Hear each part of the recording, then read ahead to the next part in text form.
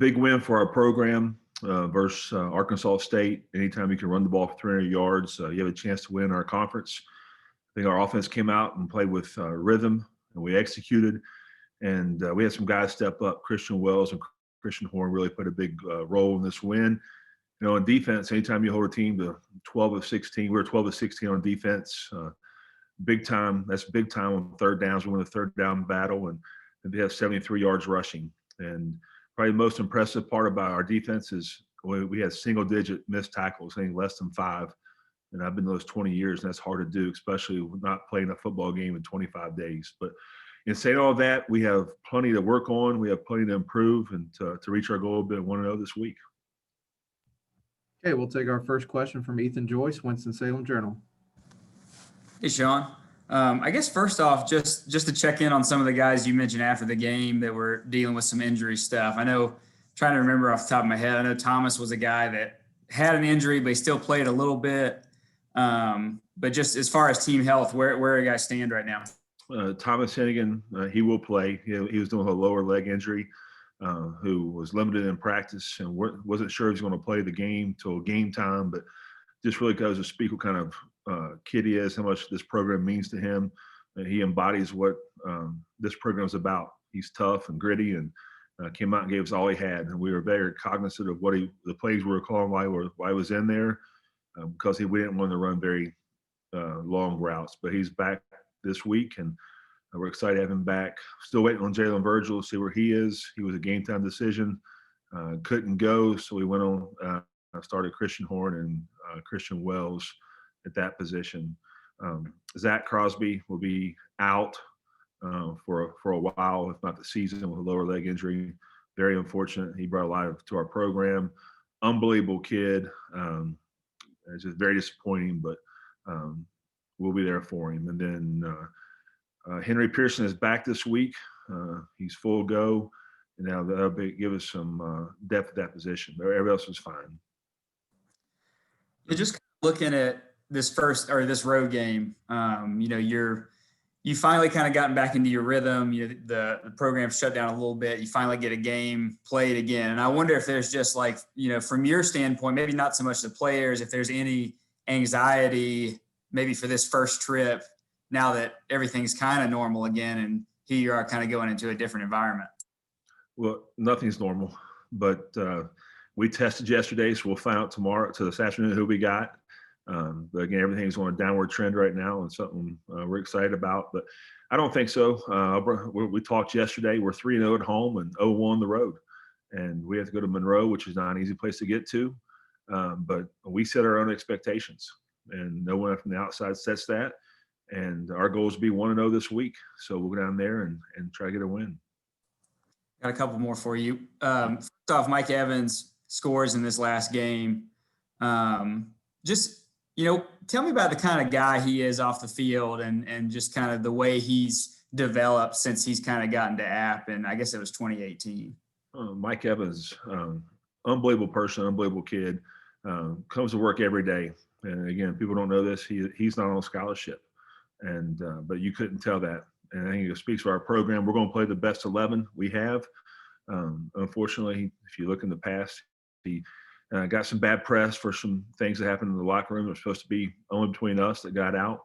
But, he brings a different dimension to our offense. He's a guy that can stretch the field vertically, a very good blocker, and we're just happy he's here. Lastly, just kind of take us through this Monroe team and kind of what your view of them has been, just looking at them. Well, again, I have a lot of respect for Coach Viator. He's one of the coaches in our league that really heads up everything.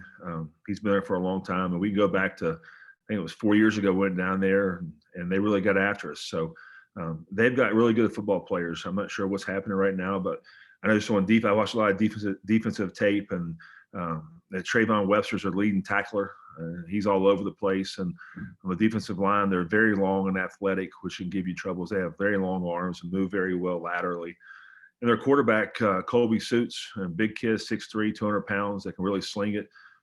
He's already thrown for 1,400 yards, 7 touchdowns. And then their running back, Josh Johnson, he's a guy that's been on the preseason watch list for the Maxwell and Doak Walker Award.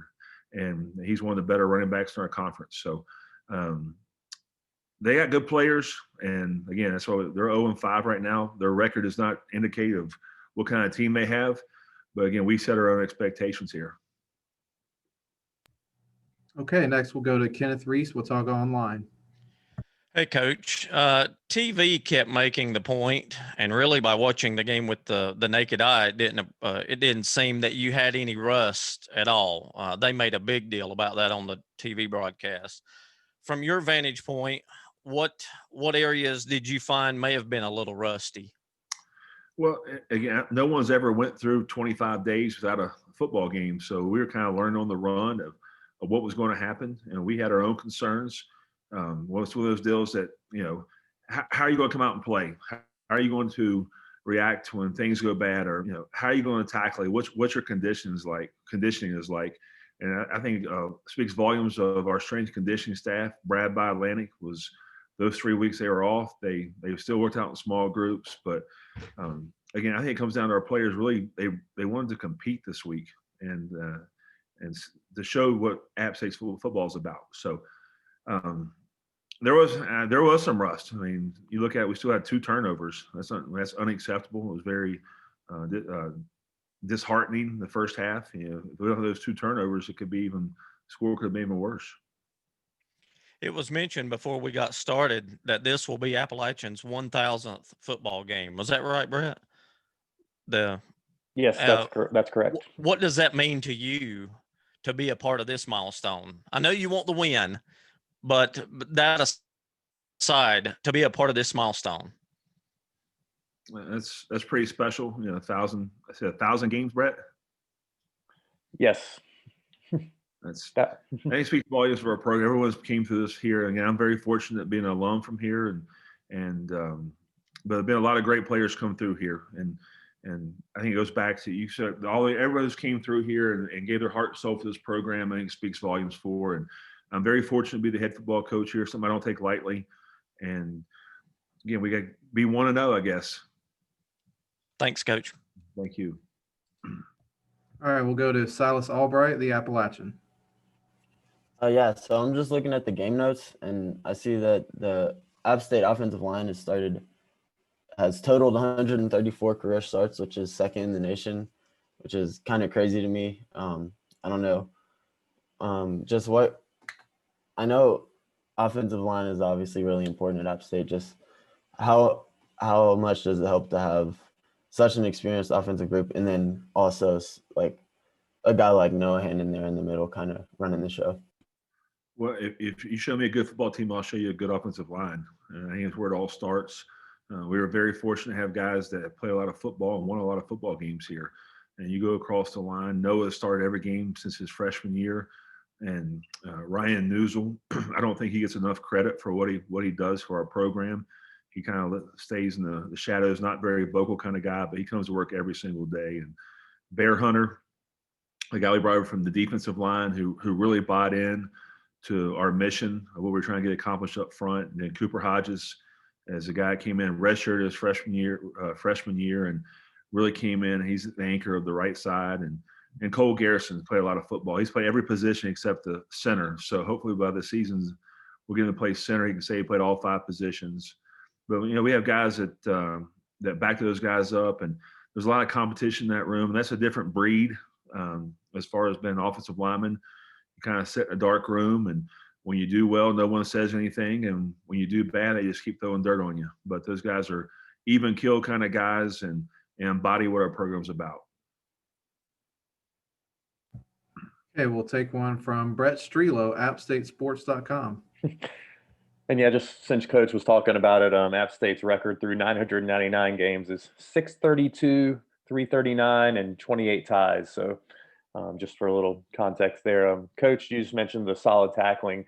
I guess why do you think that was the case to come out with such a long break to be able to tackle so well? We came back on Wednesday, and the first thing we did was a tackling circuit on defense, and we did that for 3 days in a row. And then we went and had a small scrimmage, 40-play scrimmage. I think it was important to our guys to get back to playing football. But I think it goes back to our defensive staff making a big emphasis on tackling.